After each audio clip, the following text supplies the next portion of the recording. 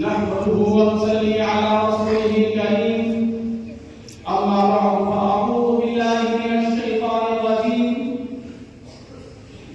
بسم الله الرحمن الرحيم سبحان الذي أسرى بعبده ليلا من المسجد الحرام إلى المسجد الأقصى الذي باركنا حوله لنريه من آياتنا إنه هو السميع البصير صدق الله العظيم.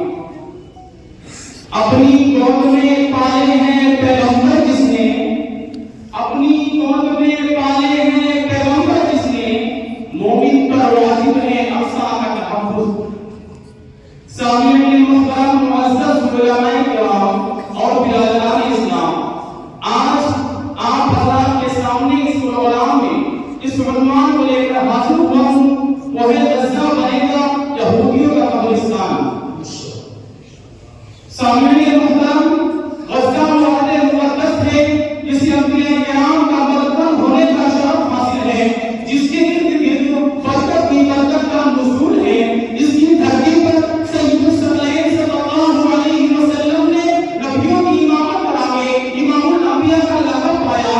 وہیں پر عظمت و شوکت زیتون کی درختوں سے لگا تو پیراستہ سرسبز و شاداب بہائے اوری، جہاں اسلام کی عظمت افغان اور جنت گزشتہ کا نشان قبلہ اول کی صورت میں موجود ہے، جس کے فاتح اول فاروق اعظم رضی اللہ تعالی عنہ تھے، جن کی طرف دیوان میں ایوبی کی تکبیر سنی جب 6 صدی ہجری میں بلاد اسلامیہ میں صلیبیوں نے حملہ کیا، جس کے نتیجے میں فلسطین میں صلیبی حکومت قائم کر لی گئی. طاقت و قوت کے بلبوتے پر 70,000 مسلمانوں کو تحمیل کیا گیا، لیکن صلیبیوں کی یہ حکومت دیر پر ثابت نہ ہو سکی.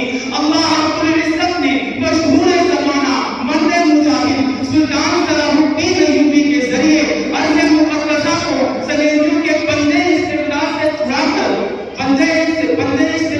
چھڑا کر صلیبیوں کا قبرستان بنا دیا. جس وقت عالم اسلام کو استعماری طاقتوں نے اپنی سازشوں کا ہدف بنایا اور فلسطین کی سرزمین برطانیہ کے قبضے میں آنے لگی، تو مکار و شاکر یہودیوں نے اس موقع کو غنیمت سمجھ کر اس خطے کی حصول کی کوشش شروع کر دی. تو برطانوی استعمار نے یہودیوں کو فلسطین میں بسانے کے حد تک محدود تعاون کیا. یہودی بستیاں آباد کی گئی، تل ابیب کو مجبور کیا گیا.